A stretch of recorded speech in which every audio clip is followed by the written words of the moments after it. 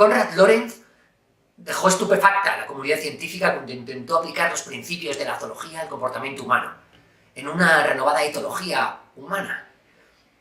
Cuando comparaba a los seres humanos con animales, dejaba al auditorio riéndose. Decía, por ejemplo, que somos igual que esos patos de huevos moteados, que se volvían locos y dejaban sus huevos desatendidos cuando veían un huevo artificialmente creado de origen humano, con lustroso enorme, con motas enormes y brillantes. Decía que los patos se volvían locos de fascinación. Y en aquellos patos cuya familia era enemiga natural de los pumas, decía que incluso esos patos dejaban entrar en sus nidos a los propios pumas cuando estos incorporaban un pequeño ropaje, un atuendo artificial del plumón típico de sus crías y un micrófono con el piar propio de su especie.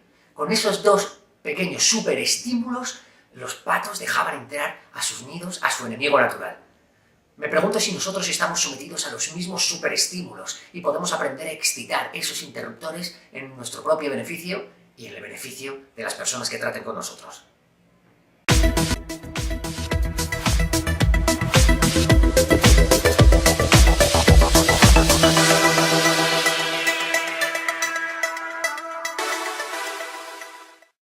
Hoy queremos aprender a excitar los superestímulos, a presionar los superinterruptores del comportamiento humano, para saber infligirlos a nuestros enemigos, a nuestros clientes, a nosotros mismos, para comprender esos cauces de comportamiento automático que determinan nuestra actuación en todos los ámbitos de nuestra vida anímica.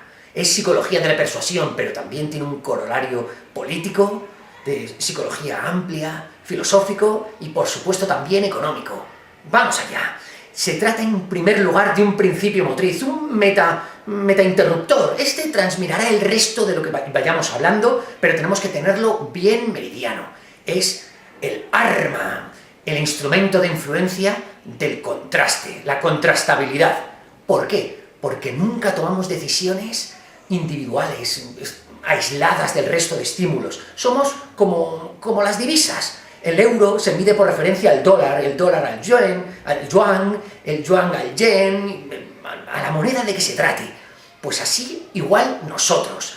Los expertos en neuromarketing descubrieron que el orden en que encajamos los productos influye, que es importante tener en primer lugar de los stands lo más caro.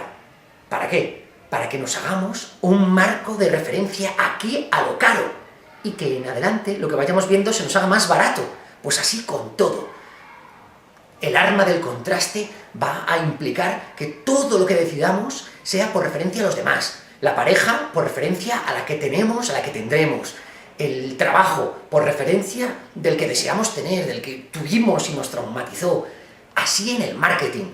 Primero, demarcando el principio de referencia, hablando de un eje en torno al cual vamos a disociarnos o a ser similares por analogía, pero partir de un principio. Hay que tener bien esto en mente. Funcionamos por contraste. Metaprincipio. 0. ¿De acuerdo? En primer lugar, el primero de los principios, las armas de influencia, es el compromiso y la consistencia. ¿Qué quiere decir eso? Que tomamos decisiones y nos comportamos siempre en consistencia y compromiso con quienes somos nosotros, con nuestra autoimagen, con lo que hemos decidido, dicho, hacer. Por ejemplo, Robert Cialdini, cuya obra inspira esta exposición y buena parte del neuromarketing y de las ventas aplicadas, comenta cómo en las recolectas de fondos para causas como el cáncer, hay poco éxito cuando se va y se pide dinero directamente. Oye, señor, ¿quiere colaborar un poco en la causa contra el cáncer? Esa política suele tener pocos amigos, poca gente que se muestre afín. Sin embargo, si te acercas a otra persona, disculpe, señora, ¿sería capaz de llevar este pin en el pecho que dice que usted está a favor durante un día con la causa contra el cáncer? En ese caso, casi todo el mundo dice que sí. Pues bien, el efecto es tan abrumador que el 85% de las personas después es mucho más afín a colaborar dinerariamente, a rascarse los bolsillos contra el cáncer, si ha llevado antes un PIN. ¿Por qué? Porque ha cambiado quién es. Desde entonces, su imagen, su autoimagen ha cambiado en alguien que combate el cáncer. Se puede utilizar de todas las maneras. Por ejemplo, en el marketing más difícil, el marketing en pro de la donación de médula, que es algo muy, muy doloroso objetivamente, que casi garantiza un 100% de negativas a la interrogante. Disculpe, ¿quiere donar médula? Casi en un 100% se garantiza que la gente va a negarse a ese doloroso tratamiento. Se descubrió que es muy, muy potente el compromiso y la consistencia hecho a través de, primero, la invitación a visitar a niños que han recibido un trasplante de médula. Disculpe, caballero, ¿estaría usted dispuesto a pasar un día con un niño que ha recibido un implante de médula? Hombre, sí, por supuesto, claro que estaría dispuesto a pasar un día de mi vida con un niño que ha tenido un implante de médula. Pues bien, al cabo de este día y de comprobar los efectos extremadamente milagrosos de haber recibido un tal implante, la gente suele caracterizarse por ser muy, muy, muy afín, muy abierta a donar cuantiosas cantidades de dinero y su propia médula en pro de esta causa. Desde entonces ya es otro, ha cambiado. El segundo arma, el segundo instrumento, súper estímulo, gran huevo con botas de influencia, es la prueba social, o el llamado consenso. ¿Qué quiere decir eso?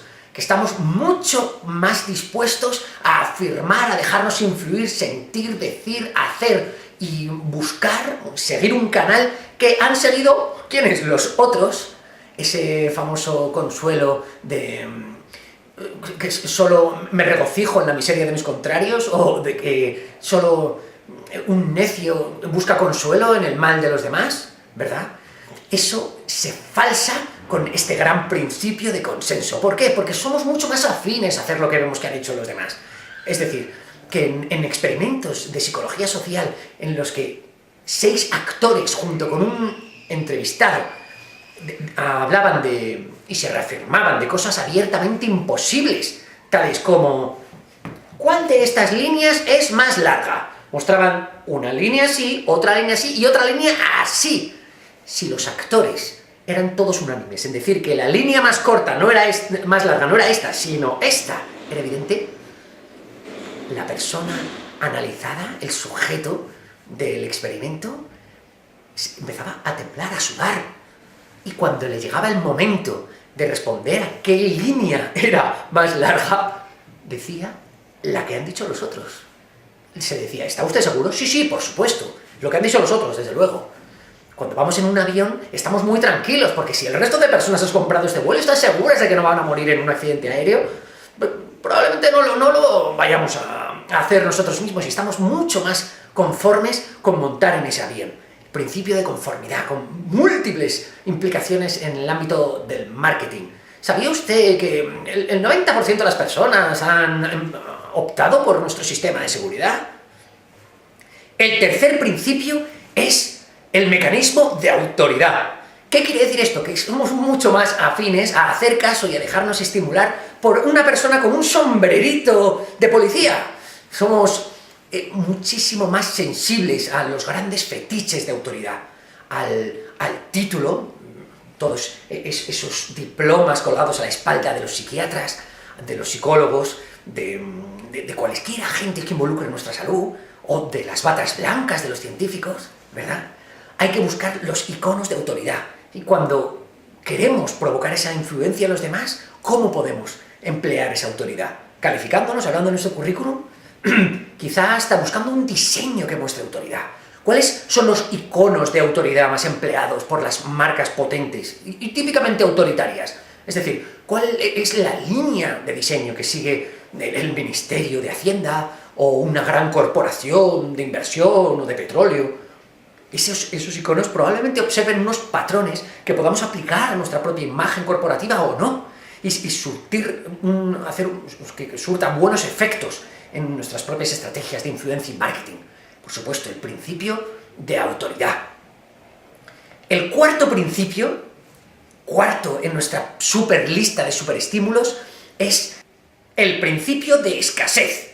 El principio de escasez tan conocido en el ámbito de la economía, de están a punto de agotarse, o de este producto contra las acumulaciones de lípidos en el abdomen que nos muestran de una fruta del Amazonas a punto de extinguirse, que provoca que una mujer con sobrepeso se convierta en una top model, nos aplica en todo el resto de ámbitos de nuestra vida, tanto en quiénes somos nosotros. Somos seres escasos o percibidos coloquiales o comunes, o en la selección de un candidato para un puesto de trabajo, o en la elección de un producto al que solo podemos optar en un día de marketing.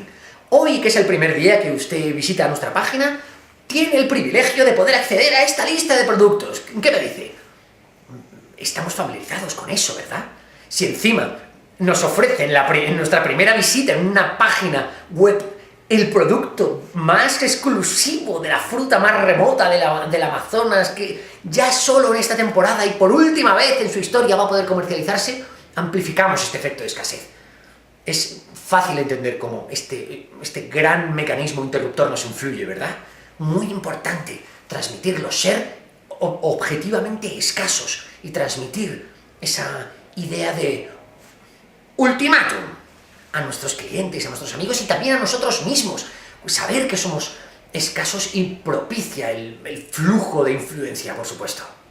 El siguiente gran principio, el quinto, es el principio de reciprocidad. Importantísimo y muy potente. Estamos determinados, comenta Robert Cialdini, a contraprestar, a ser recíprocos cuando hemos recibido un detalle. ¿Estáis familiarizados con estos vendedores ambulantes que te regalan un elefantito para que les compres algún producto? Te lo regalan. Te regalan un elefantito y después ya has cambiado. Sientes el deseo de contraprestar. Tenemos un gran impulso reflejo. Dar y recibir. Satisfacer el interés subjetivo mediante el pago de una prestación. Está muy inserto en nuestra etología humana y debe excitarse si quieren proporcionarse beneficios con vuelta para nosotros. Por ejemplo, una gran estrategia de marketing siempre ha sido el servicio gratis, ¿verdad? Aunque eso pudiera estar muy manido. Sin embargo, si un empresario o un emprendedor provoca que su cliente perciba que ya ha recibido muchas joyas de su línea de productos, va a tener la garantía de que el cliente va a estar deseando contraprestar este beneficio. Si somos pródigos en entregar, en pensar en lo mejor que beneficia a los demás, por esa suerte de altruismo, de simetría en la influencia, probablemente el flujo de riqueza vuelva hacia nosotros. Entregar riqueza y destellos provocará que vuelva también a nosotros. Y el sexto principio, el último de los principios, es el de la llamada gustabilidad, un nombre un poco raro, el del gusto. Somos mucho más propicios a obedecer y a dejarnos influir de lo que nos gusta y sobre todo de quienes nos gustan. Esa manera como tienen los agentes de Google de ser queribles, de ser simpáticos, de gustarnos, o esos iconos desenfadados de Apple Computer. Seguro que estáis familiarizados con 1000 situaciones en las que cuando alguien que os gusta se os acerca para pediros un favor, estáis deseando decirle sí antes que haya terminado de decir lo que quiere. La gustabilidad, el principio, el superinterruptor del gusto no debe ser desdeñado, porque aparte de autoridad, escasez y de los otros superinterruptores, debemos perseverar en ser queribles, en gustar para influir y sobre todo en gustarnos a nosotros mismos, en una autoestima basada en gusto, objetivo. ¿Cuáles son los rasgos de gustar, de ser amables? ¿Cuáles son esos elementos caracterizadores de esos personajes de ficción que nos enganchan en la televisión? Aunque somos más proclives a mantener la mirada y a entregar más tiempo de nuestros preciados segundos a gente que nos guste, no lo olvidemos. Recordadlo, están aquí, podréis verlos, estos iconos de superinfluencia. Recordar aplicarlo a vuestra interacción personal, sobre todo con ética, en beneficio de los demás, saber influirles para bien, como lo haría un buen líder. Expándete y lidera.